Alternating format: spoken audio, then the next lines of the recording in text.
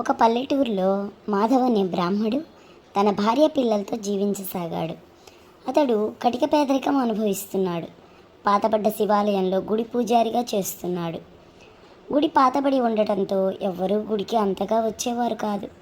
కానీ మాధవ్ మాత్రం ప్రతిరోజు ఉదయం సాయంత్రం గుడికి వచ్చి దీపారాధన చేసి తనకున్న దానిలో శివుడికి నైవేద్యం పెట్టి వెళ్ళేవాడు.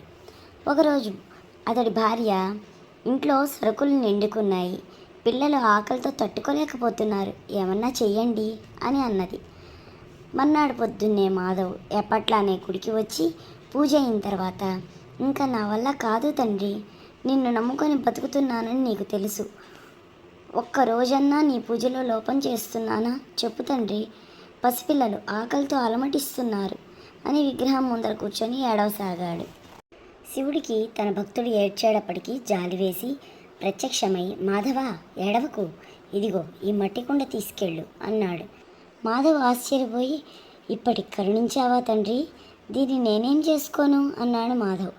ఇది మామూలు కుండ కాదు మాధవ, ఇందులో చెయ్యి పెట్టి నన్ను తలుచుకొని ఓం నమ శివాయ అన్నావంటే నీకు కావాల్సిన ఆహార పదార్థాలు వస్తాయి, వాటితో నీ కుటుంబం ఆకలి తీర్చు అన్నాడు.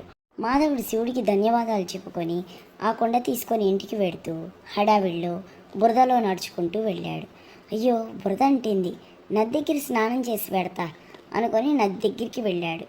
కుండ నది ఒడ్డున పెడితే ఏమైనా పడేస్తాయేమో అని అక్కడ నది ఒడ్డున ఉన్న కుమ్మరివాడి ఇంటికి వెళ్ళాడు.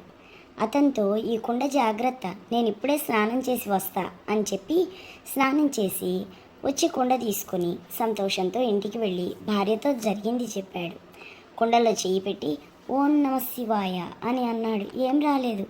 ఇదేంటి ఏం రాలేదు అని బాధపడి మర్నాడు పొద్దున్నే ఆ కుండ తీసుకొని గుడికి వెళ్ళి శివుడి ముందర కూర్చొని, ఎందుకు తండ్రి నన్ను ఇంకా పరీక్షిస్తున్నావు అని ఇంకా ఏదో అనబోయే లోపల శివుడు ప్రత్యక్షమై, మాధవా ఏం జరిగింది అన్నాడు. నీకు తెలీదా తండ్రి, ఇందులో చెయ్యి పెట్టి మంత్రం చదివితే ఏం రాలేదు అన్నాడు. శివుడు నవ్వి, నిన్న నువ్వు ఇంటికి వెళ్ళేటప్పుడు ఎక్కడన్నా ఆగావా అన్నాడు. స్నానం చేయడానికి నది దగ్గర ఆగి కుండ కుమ్మరి భీమయ్యకి ఇచ్చాను అన్నాడు మాధవ్. అదే అక్కడే జరిగింది. భీమయ్య ఈ కుండ మహిమ తెలుసుకొని దాన్ని దాచి వాడి దగ్గరున్న మామూలు కుండ నీకు ఇచ్చాడు. అది నేనిచ్చిన కుండే అనుకుని ఇంటికి తీసుకువెళ్ళావు. ఒక పని చెయ్యి మాధవ, నేను నీకు ఇంకో కుండ ఇస్తాను, దీన్ని తీసుకువెళ్ళి మళ్ళీ భీమయ్యకిచ్చి నువ్వు చాటుగా గమనించు, ఏం జరుగుతుందో చూడు అన్నాడు శివుడు.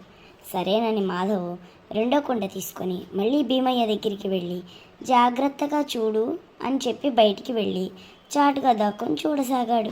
భీమయ్య కుండలో చెయ్యి పెట్టగానే కర్రలు వచ్చి భీమయ్యని బాధసాగాయి.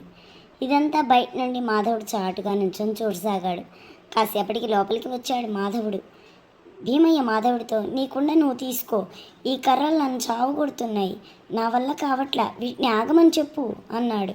అవి ఆగుతాయి కానీ నా మొదటి కుండ ఏది అన్నాడు మాధవ్. అది కూడా ఇచ్చేస్తా, వీటిని ఆపు బాబు అన్నాడు భీముడు.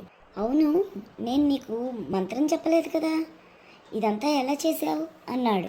ఖాళీ కుండ ఇచ్చి జాగ్రత్తగా చూసుకోమని చెప్పావు, దాంతో నాకు అనుమానం వచ్చింది. కుండలో చేయి పెట్టినప్పుడు నువ్వు శివభక్తుడివి కదా అని ఓం నమ శివాయ అన్నాను. వెంటనే అందులో నుండి తినడానికి చాలా వచ్చేసాయి.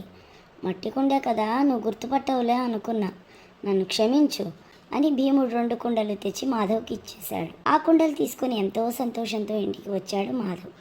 భార్యా పిల్లలతో కూర్చొని విస్తరాకులోకి వాళ్ళకు కావలసినవన్నీ మంత్రం చదివి పెట్టసాగాడు. ఆ పూట కుటుంబం మొత్తం పంచపక్ష పరమాన్నాలతో తిన్నారు. మాధవ్ కొన్ని ఆహార పదార్థాలు తీసుకువెళ్ళి పేదవారికి పెట్టాడు.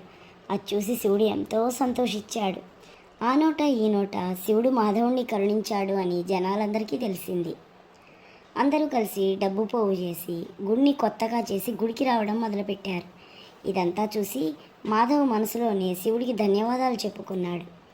మాధవ్ కుటుంబంతో ఏ లోటు లేకుండా సంతోషంతో గడపసాగాడు. అందరికీ మహాశివరాత్రి శుభాకాంక్షలు.